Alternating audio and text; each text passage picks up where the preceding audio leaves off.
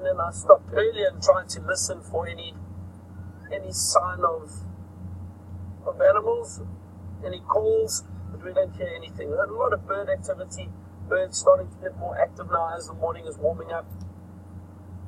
But no animal calls yet, from what we heard. So the thing is, we're in a very, very large area, so animals could be calling in other places.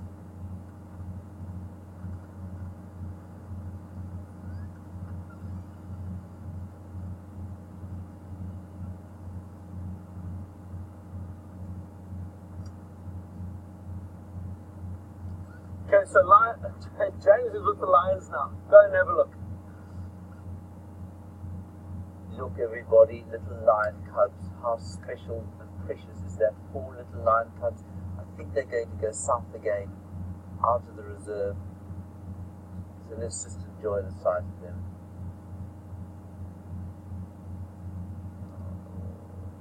So terrific. We're going to try and go a bit closer, but I'm afraid they're all going south now. But now they're playing, oh man, there's too many people here. We're just going to wait here. We've got a wonderful, wonderful view of them.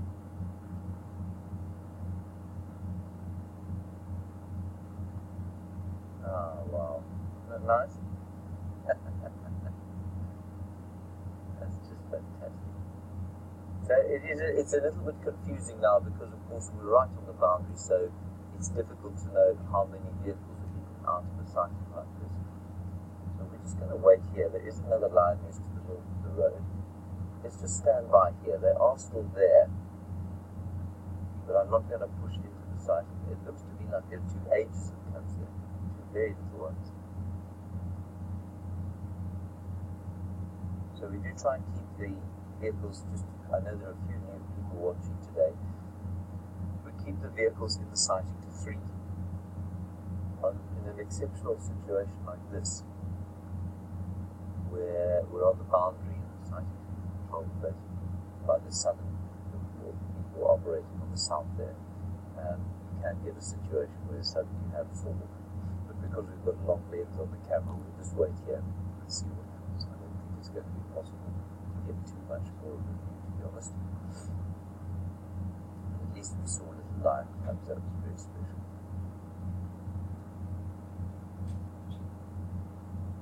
And they were apparently about to come to the north. And turn on and gone back south again, unfortunately. Yeah, I'm afraid that's going to be it, everyone. We'll sit. I think it's worth my while, and therefore worth your while, just to sit here for a little bit longer and see if they don't come back to the north. But I can't get any closer to them at this stage. Here's some parlor alarm. And I can hear the lioness calling the cubs. Whoa. Oh. And there is another lioness to the left-hand side of your picture, apparently with a side word teller. Or Juma, but I'm not going to go up there. I just don't want to put pressure on them.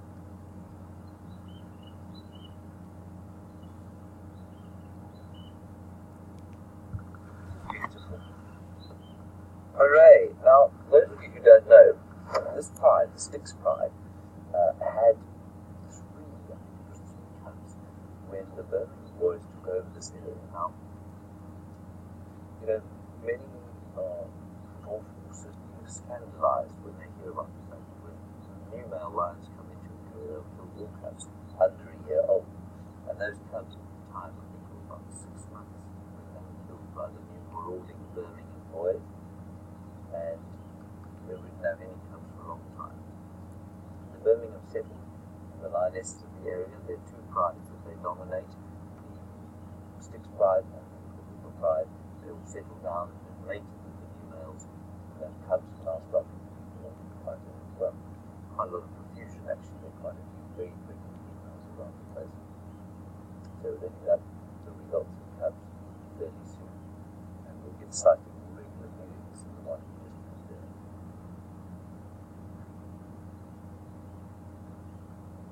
The 2 mature males, who were the 2 dominant males in the area, still living, still very big, still very magnificent. and looking down around the closed area, seem to have created a territory for themselves roughly the same size as this calf. But they're carved out life for themselves in, and unfortunately their genetic legacy is probably not going to be passed on anymore, because they have dominated the tribes, just kind of living on their own.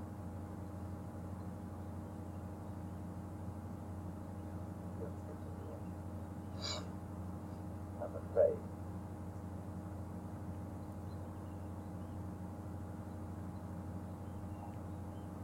Let's just see what's going on here, because I know there is a lioness in there. Alright, let's go. We can go, one of those vehicles is pulled out. So let's go in there and we can go and have a look at the other lioness.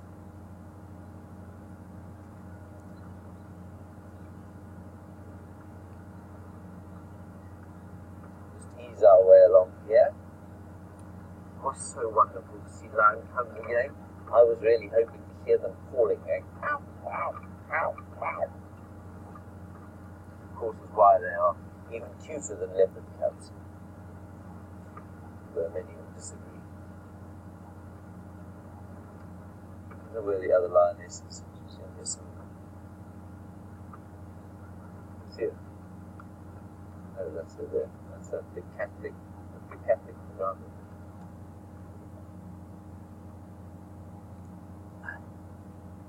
So.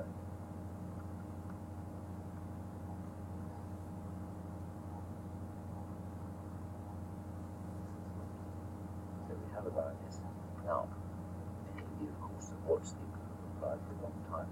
We've watched the Styx Fly, but we don't see the Styx very often. Now, this, as I'm aware, is a Styx lioness. And I'd love to know if anybody has any disagreements or that you all agree that this is a Styx lioness.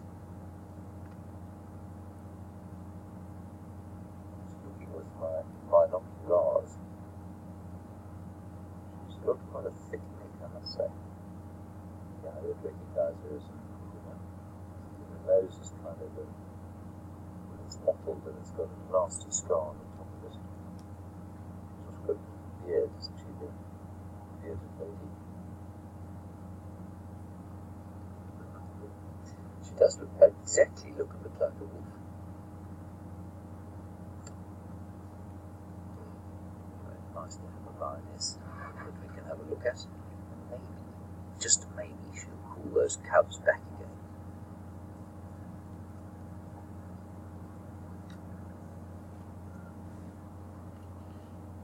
Hello, Marianne.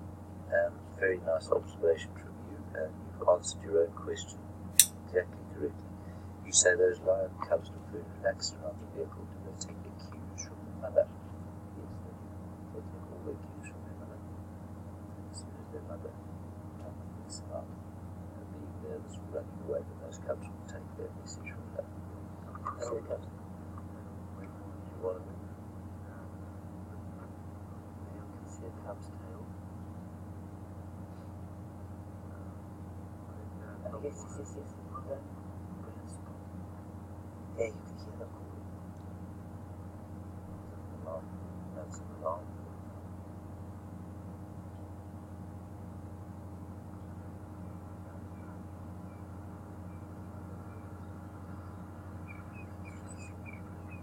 Still see them here. Shall I go a little bit forward? Right, Paula. Go past the front of them, yeah?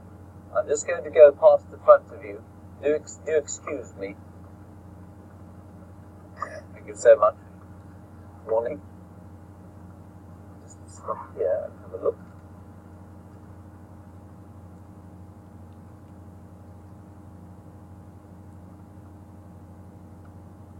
Lovely, isn't it? How are you doing?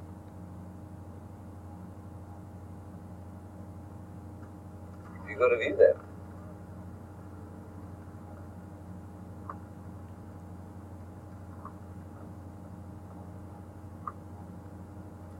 Can you see them? Backwards. I've got them there. Yeah, got them. See? calling. You can hear them calling.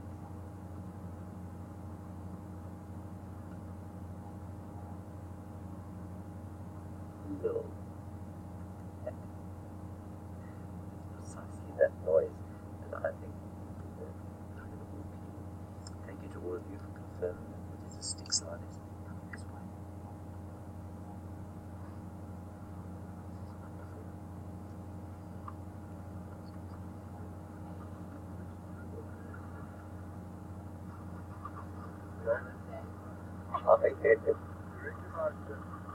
I do. It has, yes. Goodness gracious me. Somebody on the other vehicle, everyone from university I was with, haven't seen her for 20 years.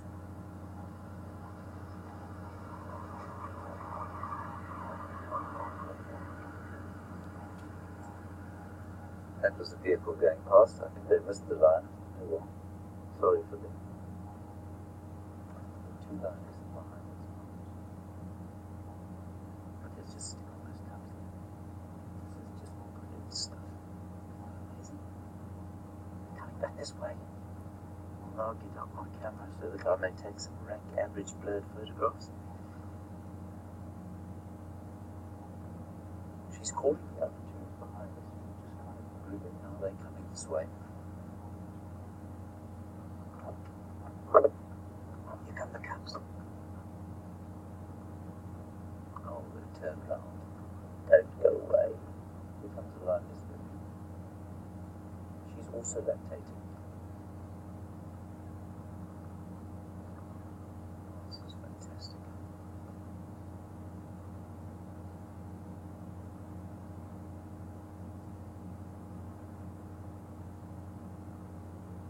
Gone up onto the top of the termite mound there. The same lioness we were sitting watching is still lying and doing nothing. But you can see that at least two of these females are obviously lactating. I thought when I saw the four cubs that they're from two different generations, or certainly two different litters. Coming down my mound.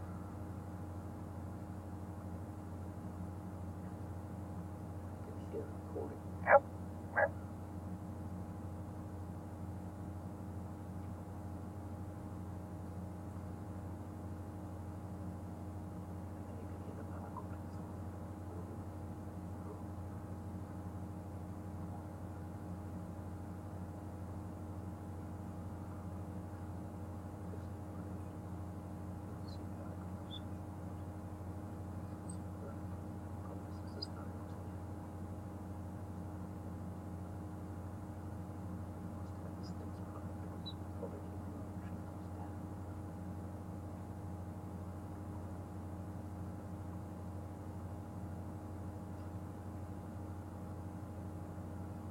Oh, coming down the mound again.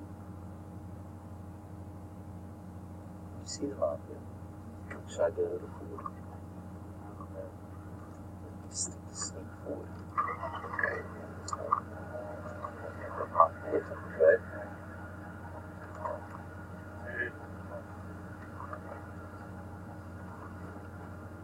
Yeah, that's a good lioness.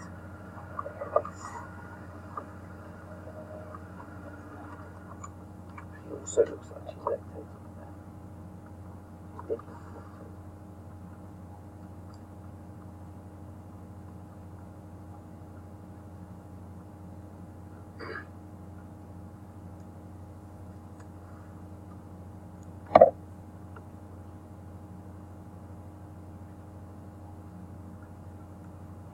I'm going to take a photograph. Yeah. Do you know why? Blurry? Well, other than the fact that it will be blurry, that Lex Hess is watching us, of course. Lex Hess doesn't have his camera out. It's obviously not a photograph worth taking. You know what Lex Hess is? Yeah, exactly. That's also true.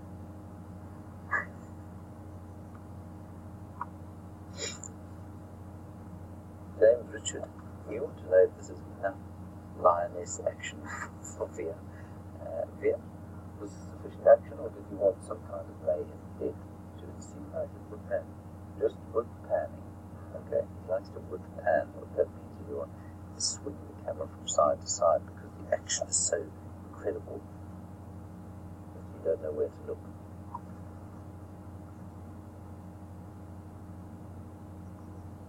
That is actually would have been with the picture.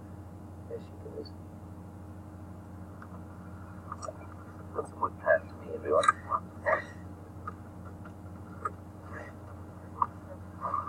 This wood pan. Coming just behind.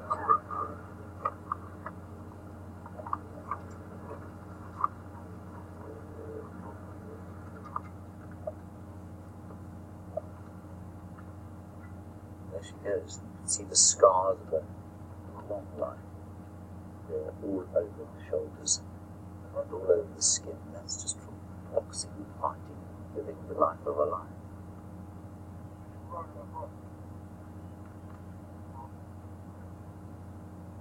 That, everybody, is going to be our, well, certainly our first lion sighting of the day, perhaps not our only one.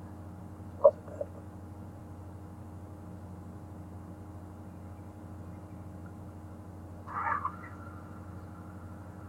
That's it, I'm afraid. Fantastic stuff. You like a good pan? You like good pan. And really working with Jim is like working with a comedian. Alright, let's move on from here. We're not too far from where I hope Karoo might come on to the reserve. Lex has been around here with him, so I'm not sure if there are any tracks we can update. We'll see if we can find some tracks. We're going to. While we do that, let's head across to Myron, who has nothing.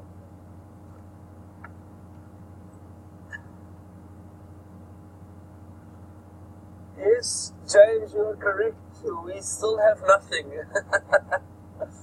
I'm sure James is enjoying that this morning, that we have found very little and he seems to be finding everything for you. But it's good. I'll tell you why it's good, is because it just shows you this is not a zoo. We never know what we're going to find or how we're going to find it. We've got to really rely on our skill and our experience and a little bit of luck to find animals. And it just shows you. Also, I think what it does too is that it allows us to appreciate those sightings so much more when we do see them. It's good to have mornings like this where it's very quiet, you don't see much wildlife. We did see some kudu earlier, a male and a female, but they moved off very quickly away from us. But I'm so happy that you've been able to see those cubs and those lionesses. That is very, very fortunate. We had the debate the other day with James and Brian about which cubs are cuter, lion or leopard. I'm not too sure what you think back home. If you think lion or leopard cubs are cuter. Personally, I think leopard cubs are cuter than lion cubs. Brian, you prefer lion, is that right?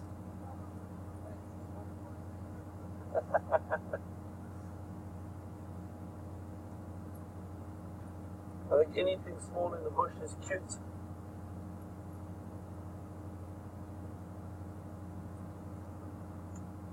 Alright, Brian, let's keep our eyes peeled. I've got a good feeling. Let's stay positive.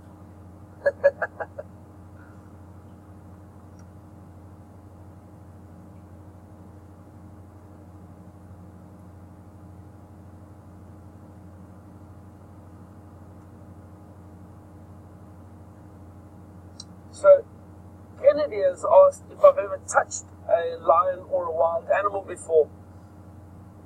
Kennedy, in the past, I've been involved in some research for certain animals. I've touched a cheetah that has been darted, that was actually injured, unfortunately, that the vets came through and helped, and it survived afterwards. It healed very quickly. So I touched the cheetah. I haven't touched a lion or anything. And I've also touched a rhino that they were being relocated into another area for research and conservation, and that, of course. Rhino, very, very strong, thick hide, But the cheetah had very, very rough hair, very rough, very coarse. You wouldn't think so. You would think it would be soft and very slight. I've heard though the only big cat that has got soft hair is a leopard. The lion and the cheetah both have very coarse, rough hair.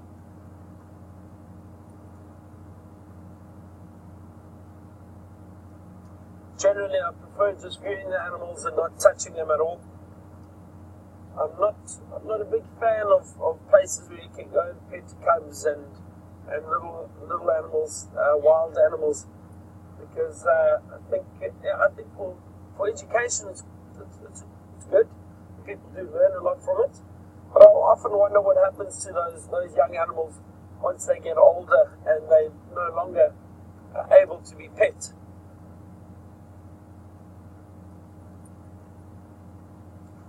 Let's see what we have in this drainage line. Scan carefully.